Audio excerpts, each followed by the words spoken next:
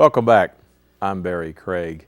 A year ago, our region was in the throes of the worst natural disaster since the 1937 Ohio River flood. My guest today, before the program started, we're debating what we were going to call this thing. I guess just the Great Ice Storm would do it. My guests are Gerald Watkins, Paducah City Commissioner, and Pat Stephenson, who's the head of the City Street Department.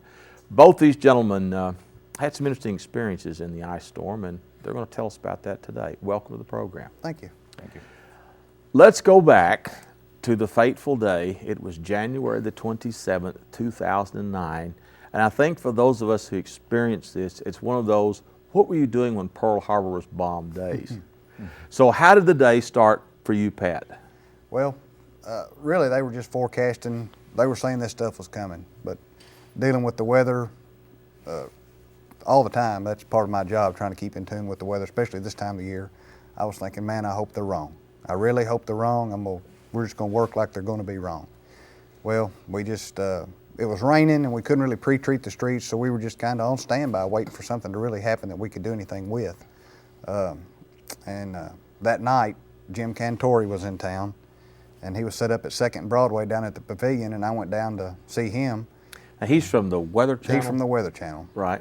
And so he must have suspected something. He did, and now since he's been here, everybody says if Jim Cantori shows up in your town, something bad's run, better leave, run for the hills. And that's for sure now, because I said, "What's the big deal? It's just raining." And he looked me dead in the eye and said, "You haven't seen anything yet." And I got a little worried then. And it was just still a waiting game. Yeah. And Gerald. Well, I was home, and I've never seen anything like it in my life. I've been around for a long time. And hope you don't. Yeah, and I hope I don't ever see it again. It is just the most incredible storm that this area, of course, we weren't around for the 37 flood, but and they had an ice storm that winter, but this was much worse. Just the most incredible event. And I stocked up with food and water and tried to get my laundry done and everything I possibly could, realizing that, a lot of bad things were going to happen and we weren't going to be able to get out. But I just stood on the front porch and watched trees fall. I had to move my daughter's car because the tree was getting ready to come, and it did. It landed right where her car was parked in the front driveway. But trees were falling everywhere, and it just sounded like, to me, and I've never been in combat militarily, but several people who had served in the Middle East said it reminded them of that war zone with bombs going off and the artillery fire and all. And that's what it sounded like. I mean, everything just come crashing down, the telephone poles, telephone lines, and trees everywhere. My yard looked like a bomb had hit, and everything was just black. And no one had any power, and you were just kind of like out in this world on your own. You know, Pat, the thing that struck me as interesting is that there wasn't a lot of ice on the streets. You could get around pretty well. Mm-hmm. It was just everything else. And when you think of snow, when a snow hits, you salt the streets and repair the streets, and that's why schools closes, because you can't get around the streets. That wasn't a problem. Of course, there was a problem with fallen trees and utility poles. So that morning, when it really began to ice, then what did the city street department do then? What we did was started platooning our people. We knew we were in trouble. So we had everybody that we could get public works. We had refuge people, parks people, street people, the fleet people, everybody. And we split our people up into two teams, and we sent one group home, and we started 12-hour shifts. And we just hit the ground and started clearing streets. That's all we could do. And that's what we did for, golly, a week straight. Yeah. Just nothing but clearing the streets so that the emergency vehicles could get through and people that did have to get out could get out. Mm-hmm. But that in itself was seemed like we were not going to get it done, because there was just so much on the streets between the trees and the power poles and the power lines and all. And it was a very dangerous situation for our people that were out doing this work.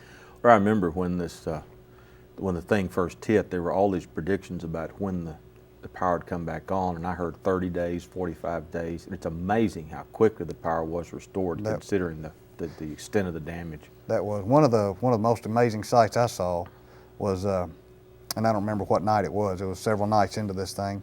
I was going out towards the mall, and it looked like an army of of electrical trucks coming in off the interstate. Just looked like hundreds of bucket trucks coming into our area to spread out and start getting power back up. That was a pretty amazing sight in itself, to see all the people coming in to help us.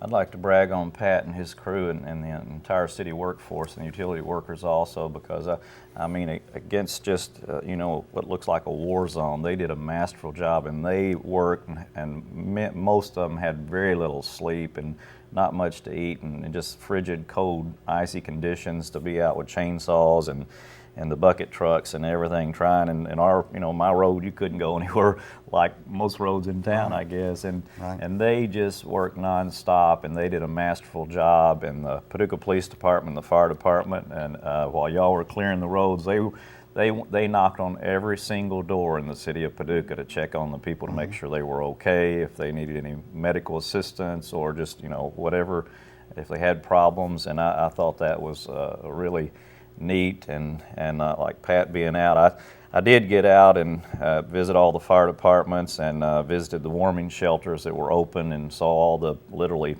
a few hundred people at each one, and being fed and a place to sleep, and it broke your heart when you first got out. I remember the first day I got out, which was as soon as I could get out of my driveway, because my daughter was over at a girlfriend's house, and I was trying to find her to check on her. Didn't have any communication. Her cell phones were down. And I mean, you'd try to go down one street and you couldn't, you'd have to turn around and try to find another one. And I mean, I just remember looking at my town and crying, thinking, God, what has happened to Paducah? Because it was a heartbreaking situation. Yeah, I remember going down Buckner out towards Audubon, and it was at night. Of course, it was dark. There was nobody out, no houses lit. I mean, it was just dark. And looking up thinking, I don't even recognize this place. Right. Where am I at? You know, this is not Paducah. What's going on? I think that's my impression too. Of course, I live in Mayfield. Mayfield was devastated as well. But to go out at night, it was almost like one of these movies where the aliens have come and taken everyone away, and it's dark. Yeah. It was. I've never seen a place like that. It was just completely dark. And I've told my wife the two sounds I'll never forget are the sounds of snapping tree limbs and generators running. And again, everything is electric, You're right. and it was just awful, the whole thing. Well, and another thing that was so bad, people couldn't get, you know, stores were closed, no fuel, couldn't get kerosene, couldn't get anything. I mean, and it was bad. Now in Mayfield, people were going down to Union City and Martin in Tennessee and bringing back loads of, they brought back to us a beanie weenie and pork and beans and cans, non-perishables. And I'm sure, did people in Paducah go? Just wherever? Just wherever they could find some place to get anything. And I never thought that I'd ever see in my lifetime, Pat and Barry, that you could be hungry in America. But that's the way it was. You stock up, but you didn't realize how long. I mean, I didn't realize how long a supply of food I needed, and with all the electricity off, everything ruined that was in the refrigerator. Right.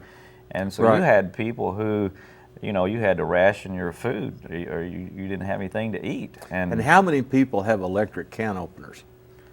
And how would you, unless you have a hammer and maybe a screwdriver? I mean, you think about things like that. Yeah, simple things, flashlights or a lamp, right, you know, where you could have some light.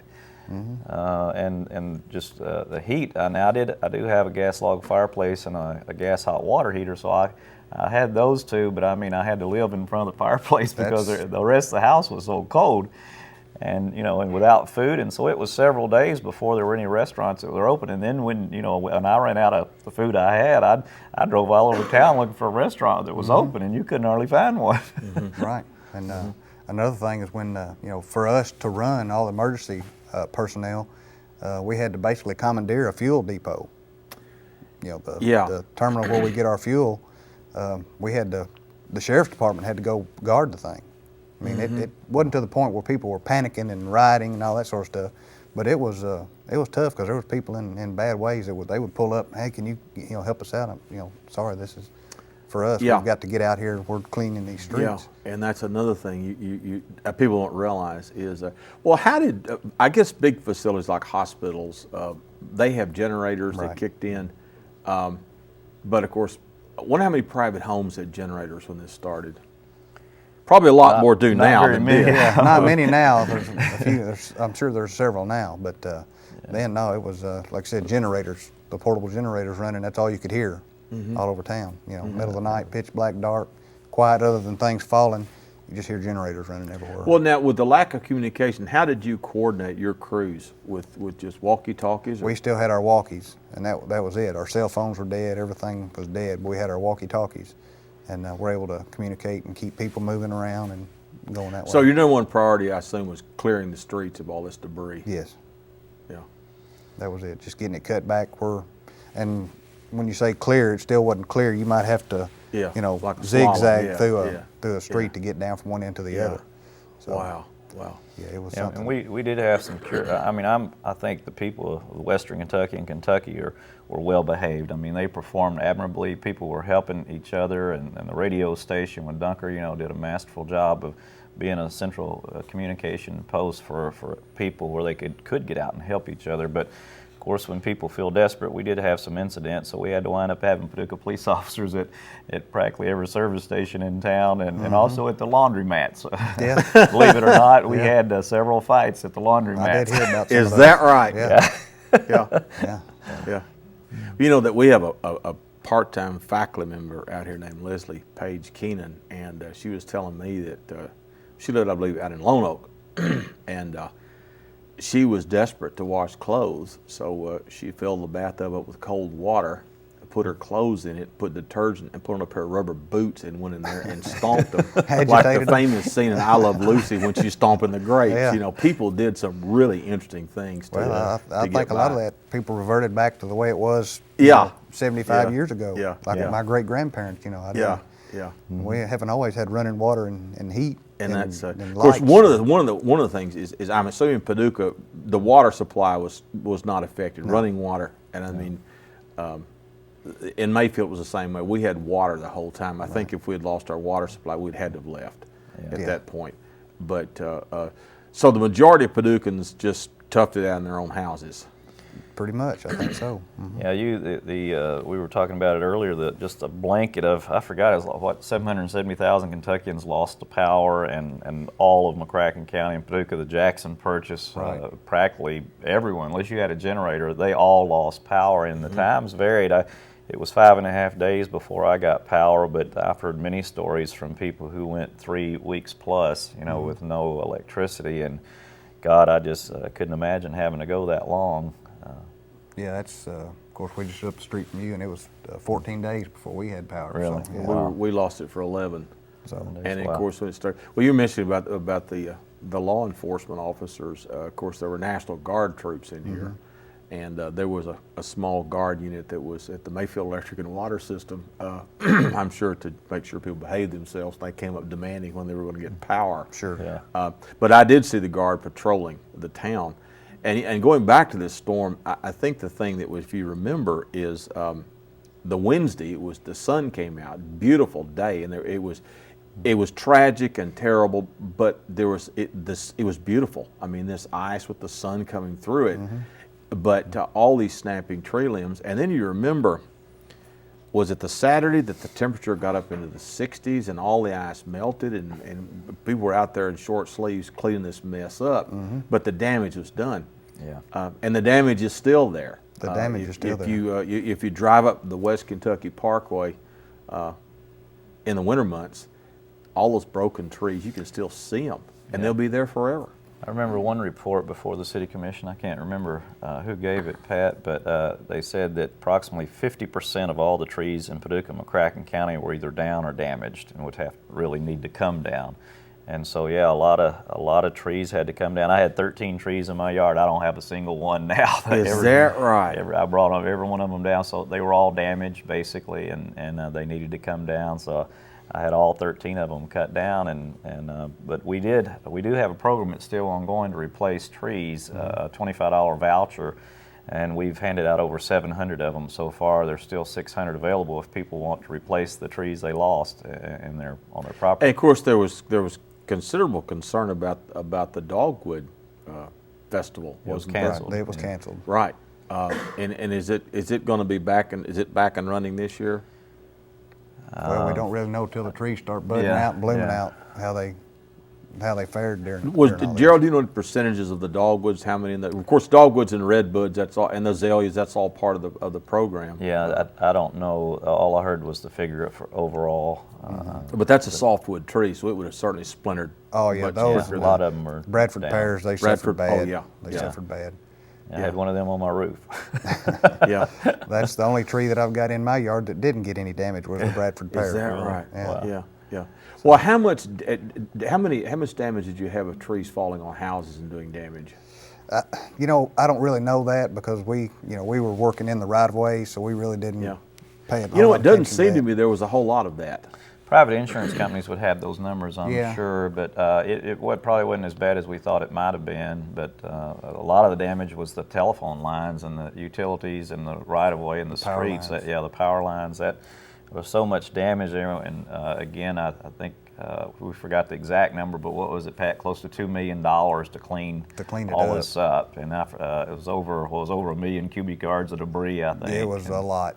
Where did you all Incredible. put it in Paducah? I went to several different staging areas. There wasn't just one spot that we did. We had three or four staging areas where they would take this stuff, where they had the grinders. You know, they took a lot of it in Graves County to the old General Tire plant, and then over where I-24 exit at Catawba, there was a huge pile of wood there. Right. And then out south of Mayfield on Central Road, there's a big pile. So, what did they wind up doing with all this wood? Well, there was a huge pile at I-24 and Husbands Road, and then there was one Rex Smith's business, the paving on Clarksville Road, the paving company.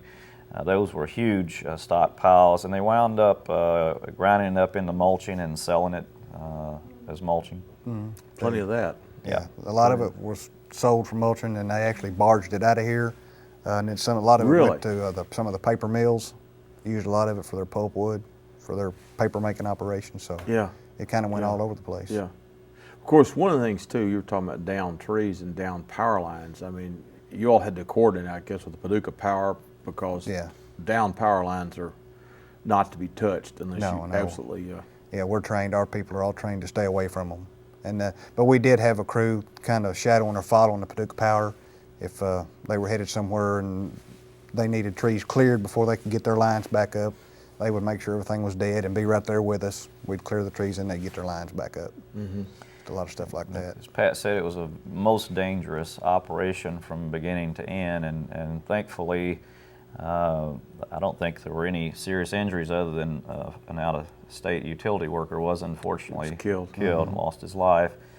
But it could have been a whole lot worse. I mean, one fatality is one too many. But I don't think we had any city employees who. We had no injuries Well, whatsoever. were there any deaths in Paducah? I know I read a few people were killed from the generators of carbon Right. monoxide. Was anyone killed in Paducah from that or from dying of the froze or? There were some statewide who had died from the cold, and it seemed like 6 or 7. I can't remember for sure, but I don't recall. I don't think there was Any anybody. Paducah It seemed to me County it was a relatively low number considering the scope of this disaster that people. Yeah. And again, in just driving around Mayfield where I live, I don't recall seeing very many trees on houses that collapsed houses or knocked houses down. And I'm sure there were. I don't remember seeing a whole lot. There was a lot of small branches Right, and stuff, but I don't right. remember seeing any major structural damage, and I'm sure there was some Yeah. here and there. But Yeah, there were some, but not as bad as we might have expected. The JSA director, John Hodges, he had a big tree fall on his house and did about $75,000 worth of damage. And there were a few that unfortunately got hit hard like that, but it wasn't near as many as we probably thought it might have been considering the scope of this storm. Going back to the Weather Channel guy, I remember seeing him doing a report, and of course, I mean, limbs were falling all around him, and it was just this. It was just surrealistic the way it looked. And how thick? Did you get any indication how thick the ice was on things? no, I think best I remember, we got an inch or better all over everything. That's what I was thinking because it was just, and I think what really caused the problem was all day Tuesday, it iced all day long and into the night, and it just kept adding on to it. And I've just never seen anything like it.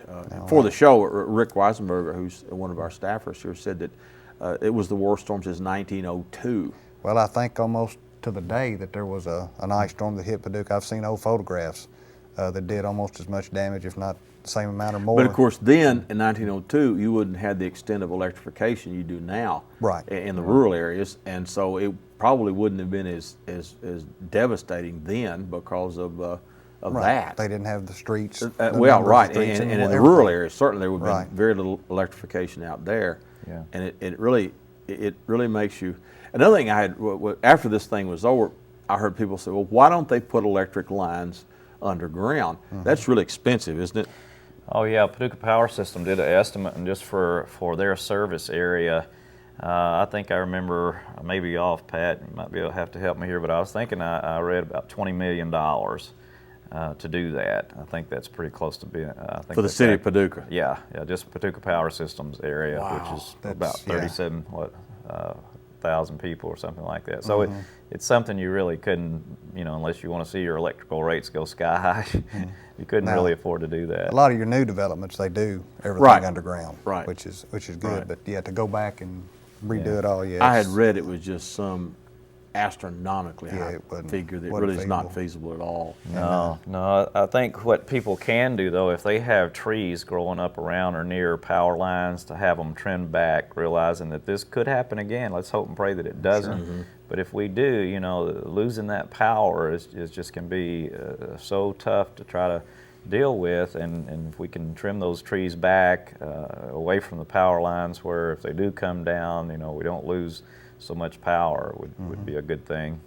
Well, we did in Mayfield. I know the crews came out and trimmed our trees back, and I'm sure in Paducah they did Yeah, they this did the too. same thing.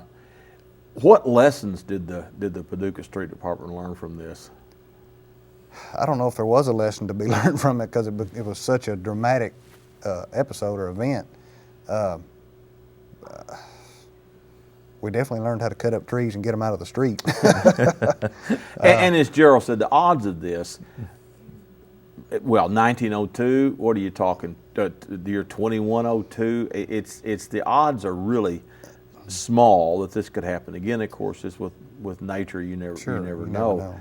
But and I wondered too, after this was over, how many people that bought generators turned around and sold them at a cut rate price afterwards. Sure, quite a few. Yeah. But I mean, the guys and gals that work for the city, like Gerald said, it was their job to get this clean, and they knew this was their job, and that's what they were going to do. And they did a great job.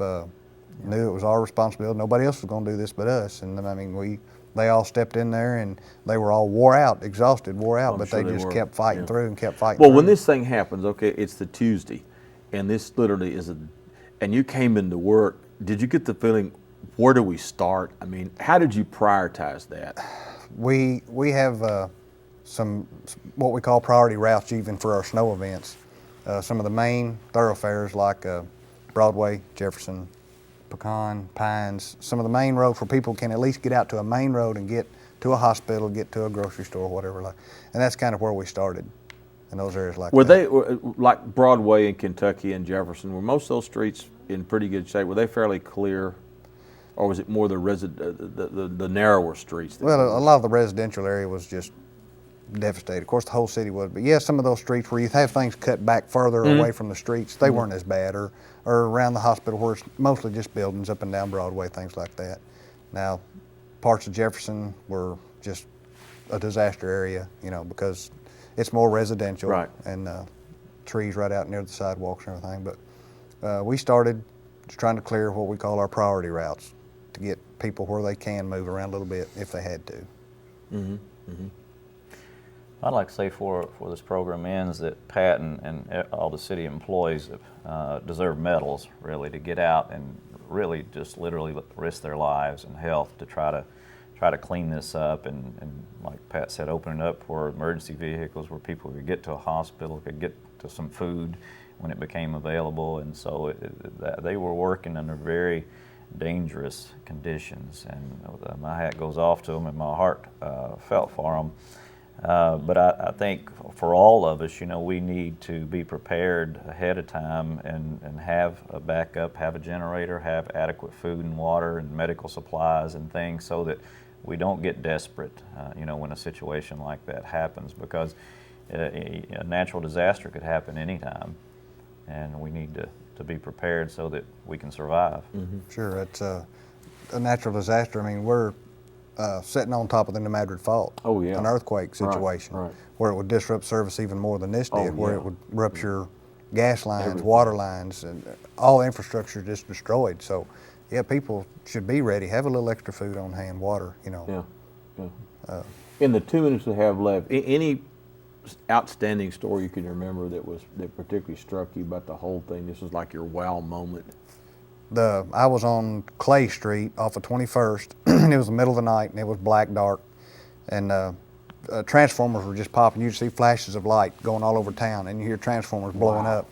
And I was by myself in my little city truck, and I was going down, and there was a tree across the road, big tree, so I had to stop. I started backing up. The tree behind me fell, right behind me, and the lines were in it, and sparks were flying, and I got the truck turned around, and I thought, Lord, please let me get out of here, because if I don't get out now, I'm not getting out. And it was just so dark, and I felt like I was by myself in this world. And only millions of volts of electricity around you. Fire popping everywhere, and that to me, I'll never forget that. Oh, I'll bet. Wow. I think for me, there was a lot of things, but I think when I visited the Covenant Church at about 14th and Broadway, or somewhere down there, 12th and Broadway, and they had, I think, a little over 500 people in there, crammed in there, trying to feed them and a place to sleep, and they were just, it was just families. There was no privacy, and I just looked at all those people and just, it's just it just breaks your heart to see what people were having to go through and what everybody was having to try to do to survive. But it also gave you a warm feeling to look at all the people volunteering with their time down there, trying to feed them and trying to make sure they had, some cover or something, some food to eat, and a little place to sleep. Till we could get through this. So it was really heartwarming to know that this is a good community. There's a lot of good people here. It is. It is that to see the community come together, because the people that were volunteering their time to do this, they didn't have a home to go to, or they couldn't get to. That was the same way with a lot of our employees. Right. They would sleep in the dump trucks. They would sleep anywhere we could find a spot, because they just had nowhere to go. So just the community, and reaffirms my faith that anything happens because of where we are. It doesn't. We'll be fine. Yeah. Well, we're out of time. Thank you all for coming, and I would hope that we can all maybe think warm thoughts and maybe chase the ice away, because this is a once-in-a-lifetime experience. I went through it and don't want to do it again. Don't want anybody else who does. No. I'm Barry Craig. Thank you for joining us. My guests today were Pat Stephenson and Gerald Watkins. We'll see you next time.